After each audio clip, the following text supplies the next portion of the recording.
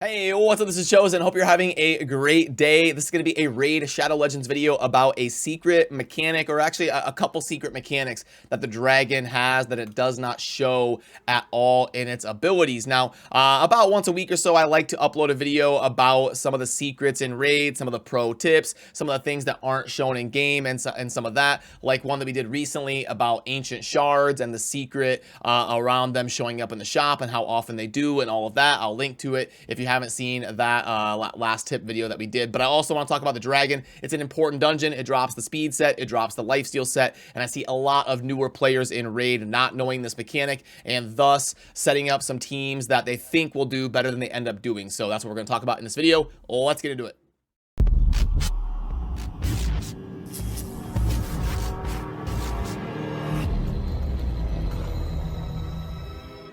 Alrighty, now first of all, when people are designing a team for the dragon, a lot of times you'll see them bring a champion like Stag Knight. It's like, hey, we can lower the speed on the A1, we can break the attack and the defense here on the A2. What a perfect kit for somewhere like the dragon. But the decreased speed actually does not work. The dragon is completely immune to having its speed manipulated in any way, so the Stag Knight here will never place this A1 of decreased speed.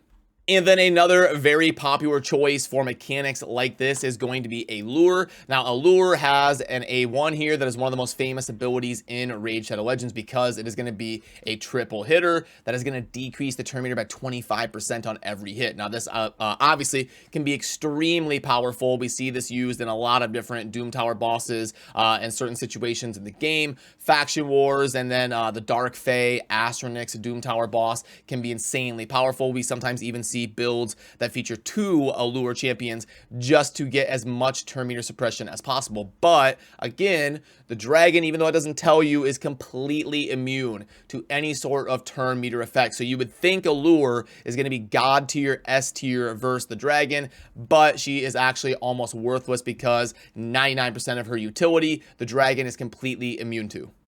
And I can show you this in action. Let's just pop up a stage 20. We'll throw in a team that features both Stag Knight and Allure. And let's go ahead and get forward to where we are facing the dragon. And I will show you the different abilities and how they're laid out in game and how it doesn't show you this happening, but that it does actually happen. And we'll confirm that in game real quick. Okay, so here we are. We have fast forwarded to the dragon fight, and right now we have got our allure built at high speed and going to be ready to go first. Now, you would think the A1 right here to lower the turn meter would be amazing. The dragon is getting close to about 40% turn meter. We can completely suppress that with allure. And when we go through the dragon's abilities, we can see a lot of bosses have this almighty immunity ability, but it says immune to the CC effects like sleep, provoke, stuff like that, and then also immune to HP exchanging effects, HP balancing effects, and cooldown increasing effects. But if we go through here, we don't see anything indicating that the dragon is going to be immune to turn meter or speed. So it would be perfectly logical for someone to say, okay, great, let me bring someone like Allure and let's slam that turn meter down. But if I select Allure and then we do this A1, let me put this on ×1 speed so that you can see what happens. Look at where the turn meter is and it will not move at all. And actually the dragon will have a mechanic that pops up that says debuff blocked. I don't know why it says debuff blocked. I mean, I guess it is technically a turn meter debuff, but it will show you in game right here. And boom, and we get the 3 times of debuff block. Now that was the 3 times that our allure was trying to debuff the turn meter. You can see the dragon's turn meter did not move at all, and instead of suppressing the turn meter 3 times, we get 3 iterations of the dragon saying debuff blocked. But that is not all. Remember, the Stag Knight, we have got this amazing A1 here that can attack one enemy 2 times and place a 30% decreased speed debuff for 2 turns.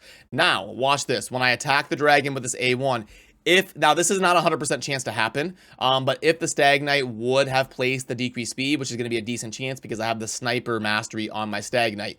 If this was going to happen, the dragon will again say debuff block. So here we go. Let's try it with the Stag Knight. And there you see, it said it debuff blocked. So that means that the Stag Knight was trying to place the decreased speed, and it would not happen at all because the dragon is immune to decreased speed, even though it doesn't say it. So you can see up on the debuff bar, we've got nothing there. And then we also have not suppressed the turn meter at all. And it actually doesn't stop there. I've also got my bad Alcazar here ready to take his turn. And you'll see on the A1, we've got no turn meter suppression effects. We've got no debuffs or anything like that, no decreased speed. But watch this. When I do the A1 with my bad Alcazar, watch what happens. And boom, it says debuff blocked again on the dragon. So you're probably wondering, well, what caused that? The bad Alcazar wasn't trying to place a debuff, wasn't trying to suppress the turn meters, so what went on? Well, if we back out and we pull up our bad Alcazar and we go to masteries, we can see over on the far right side, this evil eye mastery decreases the target's turn meter when this champion hits them with a default skill for the first time. And that is what you were witnessing there. And the dragon said, nope, debuff blocked. We are blocking your turn meter effect because you cannot decrease the turn meter by 20% with a single target skill. Occurs once per target. So the in the dragon, if you're building like a champion just for the dragon, this would be an indicator that you would not want to take something like Evil Eye. It would only help you against the waves. Now, it can still be insanely impactful against the waves, so you'll have to weigh these options in relation to your specific team, but it is important for you to understand these different hidden secret mechanics in raids so you can build effective teams and strategies. Now, the reason that I believe this happens is because Plarium, when they designed this dungeon, this is really the only dungeon where the dragon or where the boss is completely by itself. Like the ice golem has its 2 minions that respawn. The spider is bringing in spiderlings. And you might think, well, the fire knight is similar. Well, the fire knight has got a shield that acts as kind of a minion you have to deal with. So the dragon is the only one that's really just out there on an island by itself. So they probably wanted to give the dragon some mechanic to help protect itself, because like the fire knight, for example, is not immune to turn meter effects. Allure is amazing. She is S tier against the fire knight. And then also Stag Knight is S tier against the fire knight, able to have that multi-hitter A1 that can also decrease the fire knight's speed. So when you are putting together a team for success against the dragon, you're going to want to bring things like attack down is great because the dragon can hit hard, defense break, weaken, poison sensitivity, anything that can help you burst the dragon down insanely fast. But like we showed in this video,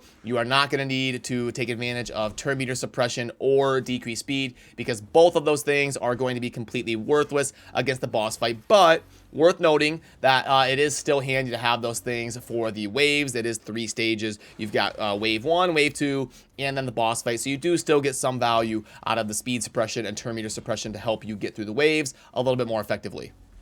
So I hope for some of you out there that are new and maybe overwhelmed by how many different things exist in Raid, I hope this helped you understand a little bit about a very important dungeon and some of the mechanics that go into the boss. Feel free to let me know down below if there's any hidden pro tip, secret type stuff that you would love to see me cover here on the channel. I'm happy to do a deep dive into that mechanic and take a look at it. And about once a week or so, I try to do a video about a pro tip or some sort of secret in game that all players should be made aware of. So that'll do it for me on this one. As always, please subscribe on your way out if you enjoy daily Raid Shadow Legends content. And thank you for watching. I'll see you soon in the next video. Have a great rest of your day.